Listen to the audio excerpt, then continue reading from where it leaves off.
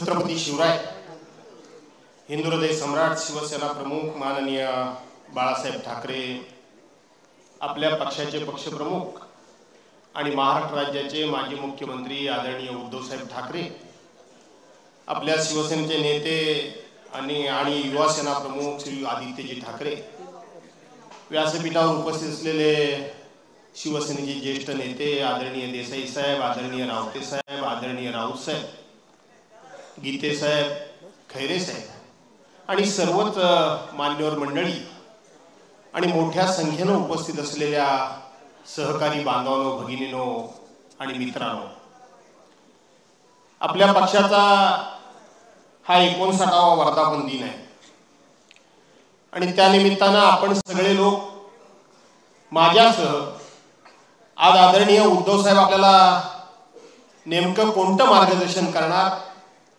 आपल्याला काय आदेश देणार याच्याकडे माझंच नाही तर उभ्या देशाचं लक्ष लागून राहिलेलं आहे। गेल्या ह्या 4-2 महिन्यामध्ये देशामध्ये ज्या काही घटना घडलेल्या आहेत त्या घटनेसंदर्भामध्ये नक्कीच उद्धव साहेब या ठिकाणी भाष्य करतील आणि त्यांनी केलंच पाहिजे, कारण शेवटी उद्धव साहेबांचं भाषण, उद्धव साहेबांचं भाष्य आणि सामना पेपरमध्ये राऊत साहेबांनी लिहिलेले अग्रलेख याच्यावर देशामधल्या विविध चॅनलवर त्या ठिकाणी चर्चा होतात। तो लेख म्हणजे शिवसेनेचं मत, शिवसेना पक्षप्रमुख यांचं मत, अशा अर्थानं त्या ठिकाणी प्रत्येक वाक्याचा आणि प्रत्येक शब्दाचा त्या ठिकाणी अर्थ आणि अर्थ त्या स्क्रीनवर दाखवला जातो आणि त्याच्यावर चर्चा संवाद होत असतात। बांधवांनो, भगिनींनो, गेल्या 2.5-3-4 वर्षामध्ये आपल्या शिवसेनेवर अनेक प्रकारची संकट आली। 35 वर्ष ज्यांच्याबरोबर मैत्री झाली, ज्यांचा महाराष्ट्रामध्ये नामोल्लेख सुद्धा नव्हता, लवलेख सुद्धा नव्हता, ते शिवसेनेच्या करंगलीला धरून केवळ महाराष्ट्राचे राज्यकर्ते झाले नाहीत तर देशाचे राज्यकर्ते झाले। देशाचे राज्यकर्ते झाल्यानंतर ज्या मित्रामुळे, ज्यांच्या विचारांमुळे, ज्यांनी पहिल्यांदा या देशामध्ये हिंदुत्वाची भूमिका मांडली, त्या शिवसेनेमुळे आज आपण देशाच्या तख्तावर बसलेलो आहोत, देशाच्या गादीवर बसलेलो आहोत। याचं भान न ठेवता कैलासवासी हिंदू हृदय सम्राट, शिवसेना प्रमुख माननीय बाळासाहेब ठाकरे यांच्या निधनानंतर हीच खऱ्या अर्थानं शिवसेना संपवण्याची वेळ आहे, अशा प्रकारचा दुष्ट हेतू मित्रांनी म्हणजे भारतीय जनता पार्टीने ठेवला आणि त्या भारतीय जनता पार्टीला असं वाटलं की हीच खऱ्या अर्थानं शिवसेना संपवण्याची वेळ आहे आणि त्या वेळेला कुठलंही कारण नसताना 2014 साली भारतीय जनता पार्टीने शिवसेनेबरोबरची युती तोडली। युती तोडल्यानंतर अख्ख्या देशातली त्यांची जेवढी राज्य होती तेवढी राज्य त्यांनी या ठिकाणी महाराष्ट्रामध्ये उद्धव साहेबांच्या पक्षाच्या विरोधात निवडणुकीला उतरवली। अचानकपणे विश्वासघात केला, एकाएकी निवडणूक लढण्याकरता म्हणून योद्धा म्हणून उद्धव साहेब त्या ठिकाणी मैदानामध्ये उतरले आणि आपल्या सर्वांची छाती गर्वानं फुलून येईल एकट्याच्या बळावर उद्धव साहेबांनी त्यावेळेला 63 आमदार निवडून आणले, हे आपल्या सर्वांना ज्ञात आहे। त्यानंतर युती करण्याकरता म्हणून मातोश्रीवर खेपा घालणारे अमित शहा आज देशाचे गृहमंत्री आहेत।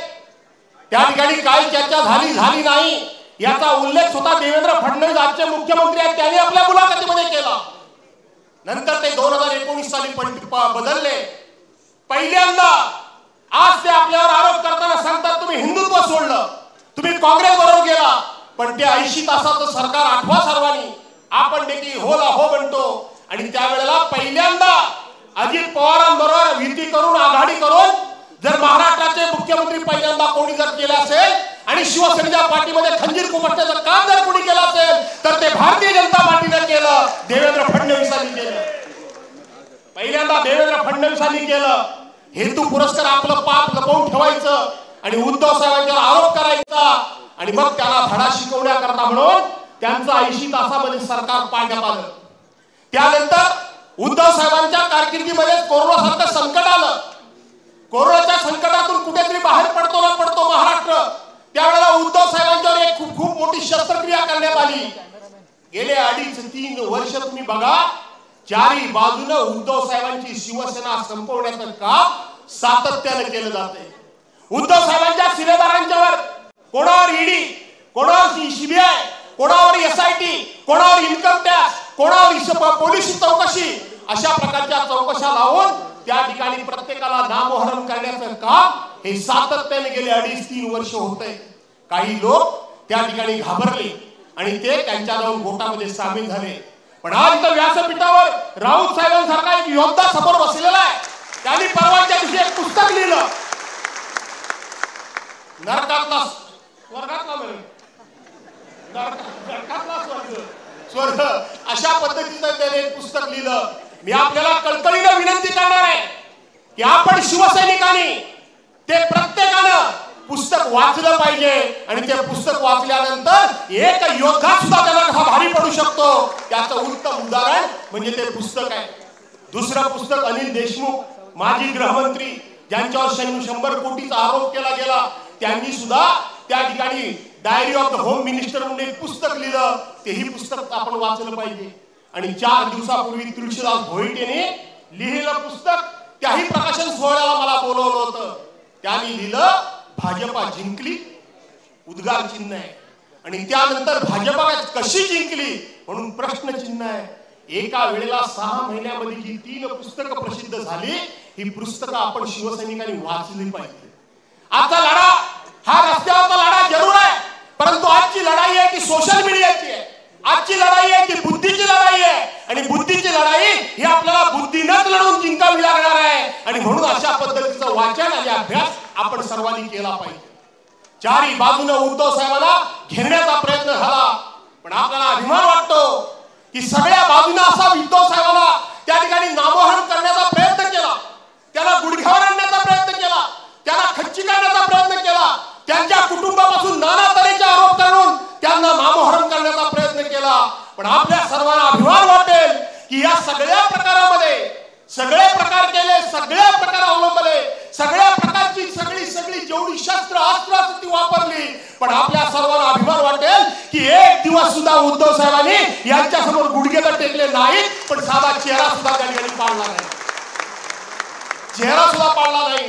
अनेक प्रकारच्या चौकशा, अनेक जण त्या ठिकाणी जे आपल्या पक्षामध्ये गेल्यानंतर स्वच्छ होता, शुद्ध होता, स्वतः उद्धव साहेब या ठिकाणी आलेले आहेत। आणि म्हणून आजच्या आपण सर्वांनी टाळ्याच्या गजरामध्ये स्वागत करावं। हिंदू